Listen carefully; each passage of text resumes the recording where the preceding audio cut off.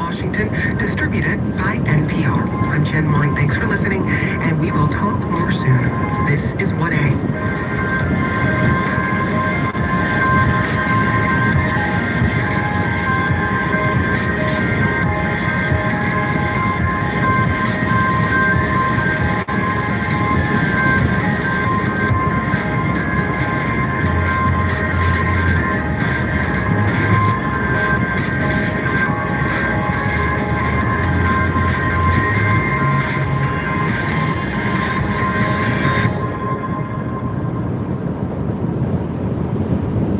NPR comes from this station and from Aspiration, working to help people combat climate change with a credit card that lets them plant a tree with every purchase. One card, zero carbon footprint. Aspiration.com/credit. Aspiration Financial LLC. And from C3AI. C3AI software enables organizations to use artificial intelligence at enterprise scale, solving previously unsolvable problems. C3AI is enterprise AI. In parts of Ukraine, Russia's ground war is stalling.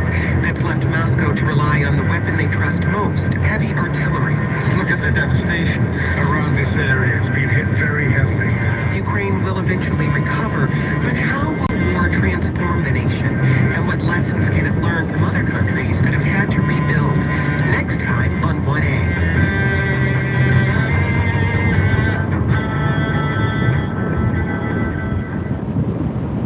For WNYC comes from New Jersey Performing Arts Center, presenting jazz pianist and singer Diana Krall on April 3rd at 7:30 p.m. Tickets and more information at njpac.org.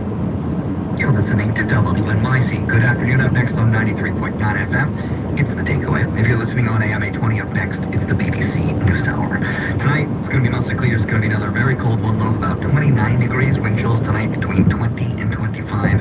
For tomorrow Wednesday, pretty good chance of rain starting in the afternoon. It'll be mostly cloudy tomorrow. High near 47 with wind chills between 25 and 35. Tomorrow night, pretty good chance of more rain, but it'll taper off sometime after midnight, mostly cloudy. The temperature will rise a few degrees overnight with showers again on Thursday. You're listening to WNYC. It's 3. This is WNYC, FM, HD, and AM New York.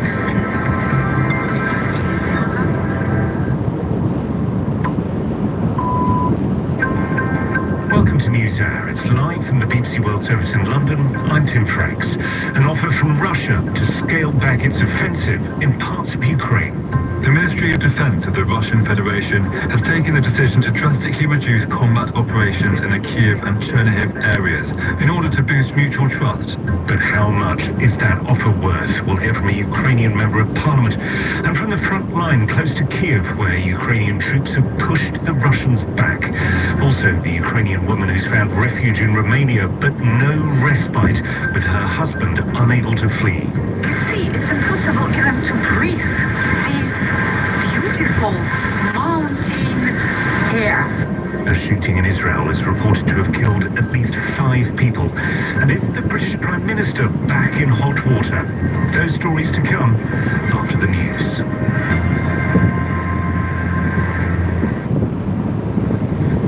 BBC News with Sue Montgomery. Russian negotiators have said Moscow has decided to, in their words, drastically reduce military activity around Kiev and Chernihiv in northern Ukraine after peace talks in Turkey. Russia's deputy defense minister said the aim was to increase mutual trust and create the conditions for further negotiations. Here's Danny Eberhardt. Ukrainian proposals could yet form the kernel of a deal. These would see Ukraine renouncing ambitions to join NATO, though not the European Union, in return for binding international security guarantees. Attempts to resolve one entrenched territorial dispute, Crimea, which Russia annexed, would in effect be put off to a later date. Russia's, specifically President Putin's, intentions are not yet clear. It could be a way out of a campaign that risks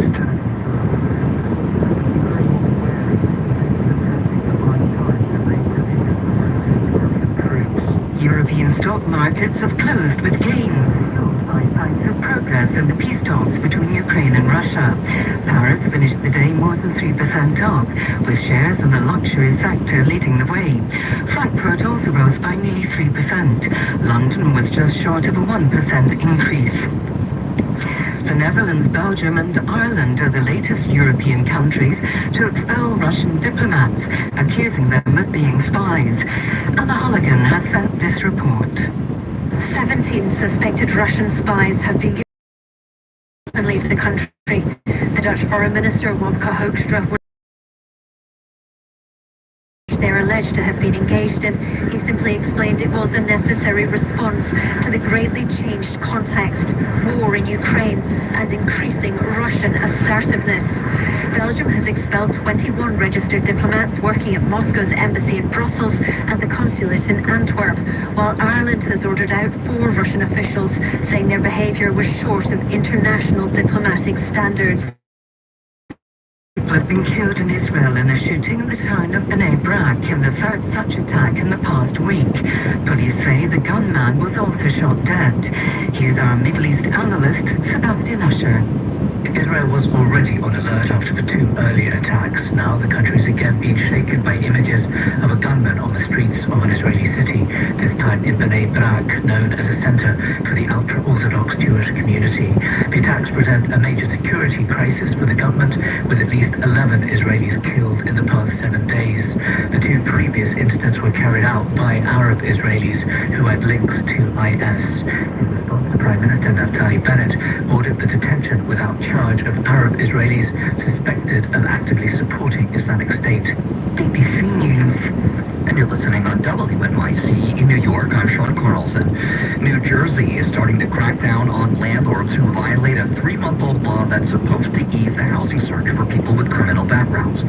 The State Attorney General's office sent 7 cease and desist letters to housing providers who posted apartment ads that prohibited people with criminal records from applying. James Williams is with the Fair Share Housing Center. He says the proactive enforcement will send a message to other landlords. Hopefully this is a step that everyone moving forward now will understand that this law is active, it's real, and the Attorney General's office is coming for you. Under the new law, landlords can't ask for a person's criminal history until after they've made a conditional housing offer. They can still deny a potential renter for convictions that happened within a recent time frame, but they have to provide a written explanation and offer a chance for appeal. The MTA is once again trying to redesign its century-old bus routes in Queens. The agency drafted a new bus map 2 years ago that residents and lawmakers complained eliminated too many routes. Now the MTA is back with a new draft. It says speeds up buses and retains many popular local stops. Queens Borough President Donovan Richards is calling on Queens residents to join one of 14 public meetings to take a look at the map and provide feedback. I want them sitting at the head of the table. That's because working people have no choice but to take the bus, and they should under no circumstances be forced to accept slow and unreliable service. The first public meeting on the Queens bus redesign is April the 18th. It's 35 degrees. It is cloudy right now in Central Park. We're going to continue to see this very unspring-like weather for tonight and tomorrow as well. We'll see a low tonight of about 29, wind chills between 20 and 25. Tomorrow, rain in the afternoon, mostly cloudy, high near 47, but boy, with that wind, it'll feel between 25 and 35. It's WNYC at 306.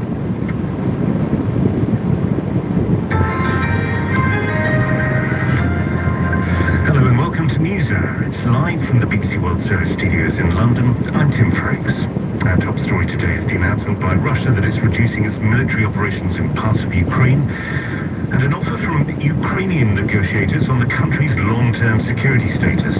We'll hear from the International Committee of the Red Cross, who say their work in Ukraine is being undermined by unfounded rumours. And our reporter meets the commander of ground forces in Ukraine in a forest not far from Kiev.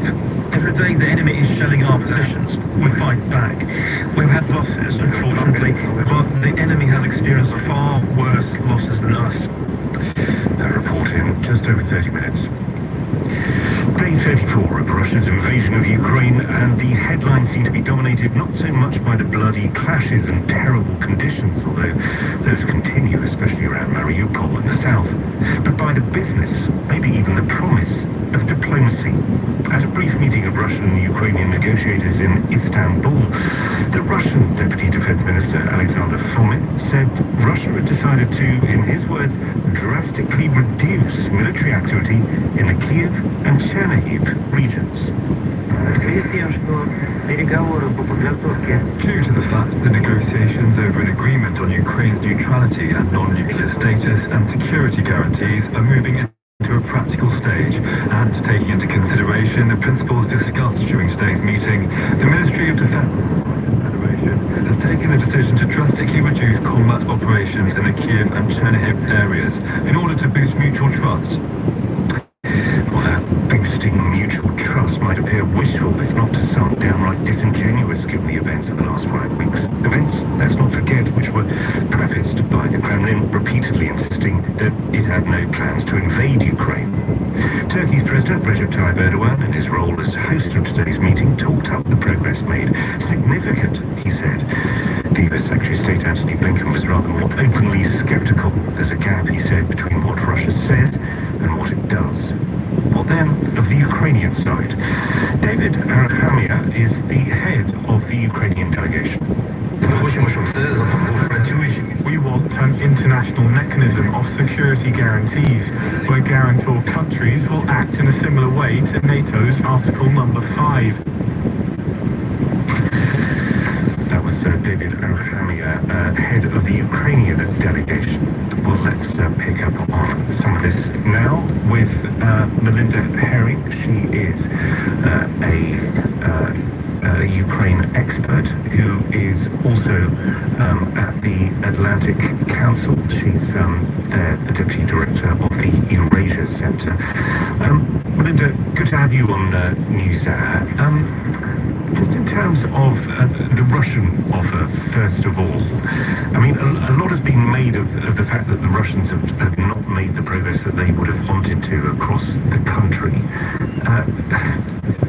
Clearly, this offer may be a product of that, but do you think it is something, at least potentially, that the Ukrainians can work with? No, I don't see any real progress that was made today. The one note of hope is that the Ukrainian side appears slightly more optimistic than it has coming out of any of these discussions. But the truth is that Vladimir Putin's aims have failed over the last month. He had 4 objectives. He wanted to destroy the westernizing drive in Ukraine. He wanted to destroy NATO's unity. He wanted to embarrass the West. And he wanted to rewrite the rules of the European security architecture. So he's failed miserably.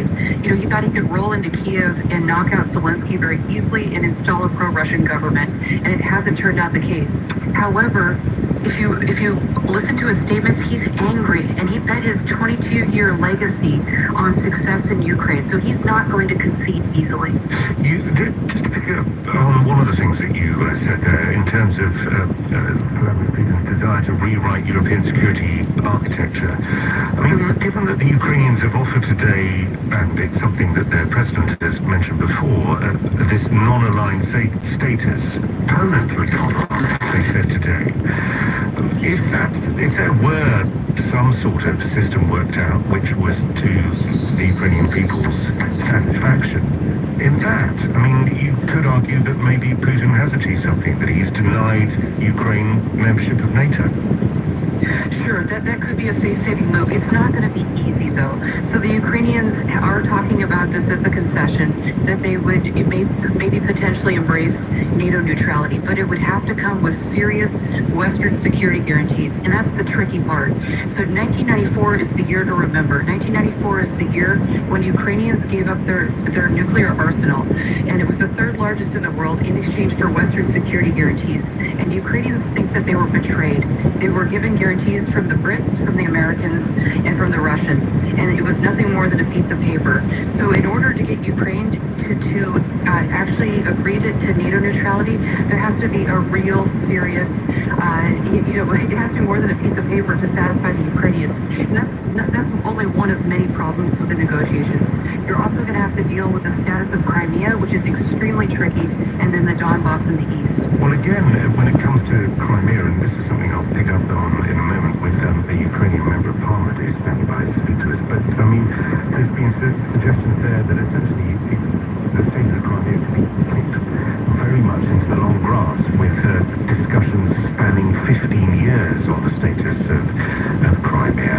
again. Do you see that as a potentially imaginative solution?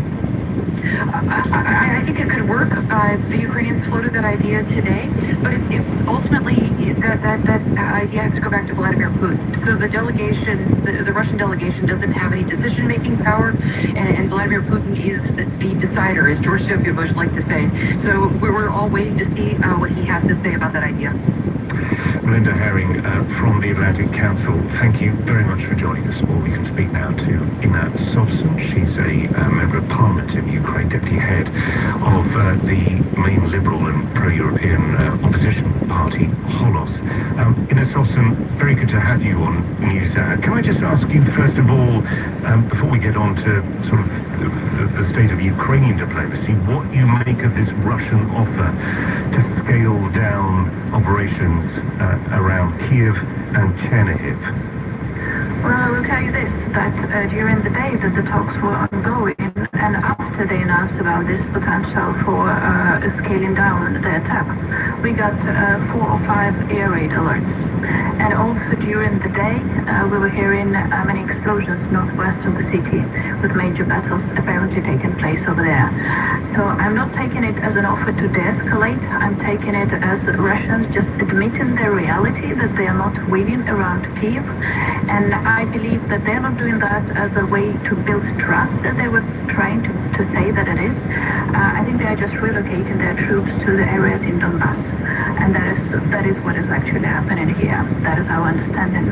Right. So as far as you're concerned, it's redeployment rather than any sense of, an offer of goodwill from the Russians. In terms of what Ukraine is saying today, this Ukrainian delegation which has been meeting the Russians, as I mentioned, this offer, firstly, of a permanently non-aligned status for Ukraine, backed up by security guarantees, and also the offer of discussing Crimea's status, but over very many years. Do you think that's intelligent, imaginative diplomacy on Well, I will actually agree. I've heard what Melinda Herring was just saying, and the neutrality issue is, of course, coming down to the security issue for us, because we want to be sure that we are not attacked yet again in a month, a year, or 8 years after this war is over. And those security guarantees need to come as tough as possible for us.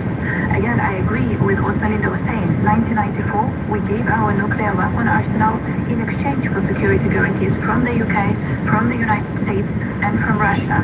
Now we are being under attack, and we have to beg for any type of support, not even direct deployment of troops, but even getting the weapons that we need to protect ourselves. So that kind of security guarantees just would not work. Everybody here is extremely annoyed with those memories and are not supportive of going into that trap again. I just wonder, though, without wanting to go too deep into ancient history, that Budapest memorandum, from what I understand, it was more to do with assurances rather than guarantees, and also a rather cumbersome process that should Ukraine come under attack, there would be consultations. Clearly it sounds as if it wasn't drawn up in a very rigorous way, and of course Russia was one of the people involved in this. Presumably that would be a mistake that would not be made again. Well, we very much hope so, and we very much expect that right now Ukrainian state has grown in terms of understanding of the international deal as well, and if we come to that agreement, we shall have as tough guarantees as possible. Because truly, I tell you this, I myself want this war to end, but I need it to end with ensuring Ukraine's national interests. And also it's crucial for myself, and that is one of the key ideas that I'm keeping in mind all the time, is that I don't want my son to inherit this war. I don't want another war in 8, 10, 15 years from now. I want to be done with it, and so that we can continue building our country without any interference by Russia. Can I just ask about another story that has surfaced over the last couple of days? I don't know how much insight you'll be able to give us into it, but I'm sure you're aware of it, which is these videos which are circulating, which appear to show, and we've got absolutely no confirmation that they do definitely show, Ukrainian forces apparently mistreating Russian prisoners of war. In some cases, what appears to be Russian prisoners of war who are held captive being shot in the legs. The BBC hasn't been able to confirm the veracity of these videos, but just in terms of these allegations of mistreatment, I mean, what would you say to them? I mean, how concerned are you that these videos are circulating? Well, we also know about another document circulating online right now after the anonymous community have put online many documents by the Russian Ministry of Defense. And one of the documents was actually very interesting. It was a document where the direct order by the acting Minister of Defense is given to create the videos where the Russian soldiers captured by, what needs to be shown as Ukrainian soldiers on the video are being mistreated. And the anonymous community is arguing that this is the real document. We have no reason not to believe that. So it seems like that is an actual, trap that the Russian Defense Ministry is using right now to claim that the Ukrainians are mistreating the Russian soldiers captured here. I mean, I believe that they are not always treated nicely, but they're shooting at our children and they're killing our pregnant women. But them shooting at their legs, that is a stretch, definitely. I would not believe that.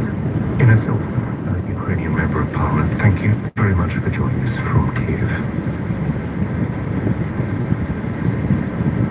I'm Allison Stewart. Join me for the next Get Lit New York Public Library Book Club event to discuss I Was Better Last Night with author Harvey Firestein. Titus Burgess is our musical guest tonight at 6. Details at wnyc.org/getlit.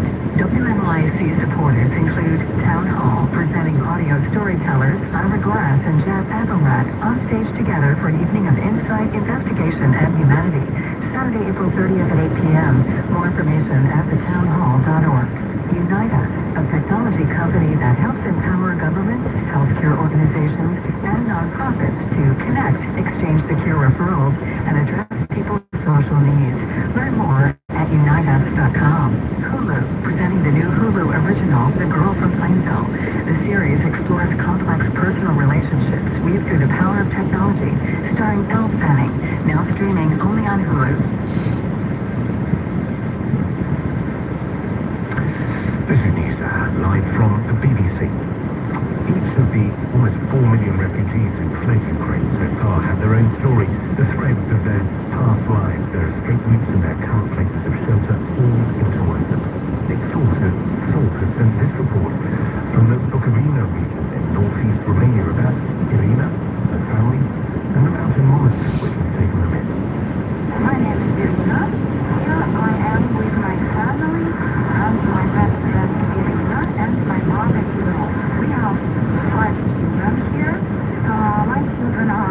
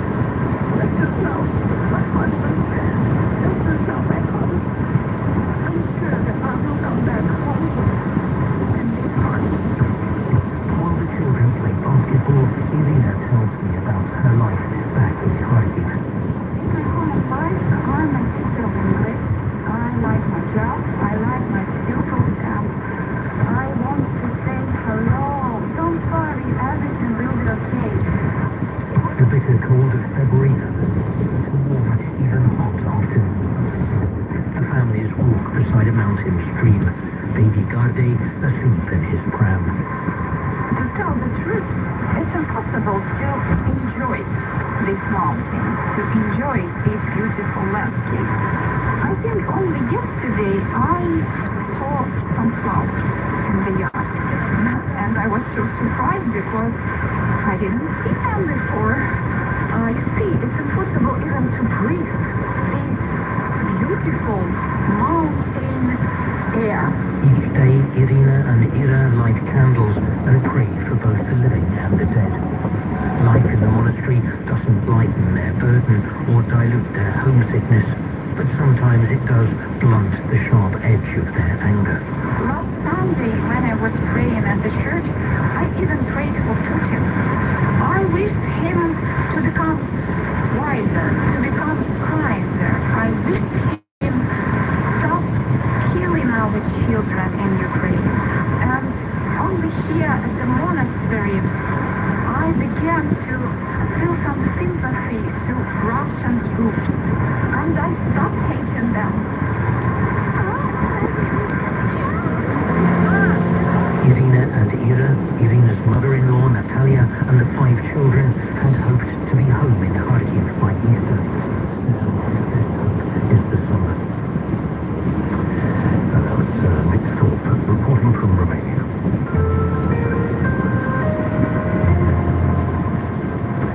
In London, the Metropolitan Police announced that they've issued 20 penalty notices after investigating government buildings, including Downing Street, in an apparent breach of coronavirus lockdown rules. The Met has said that they won't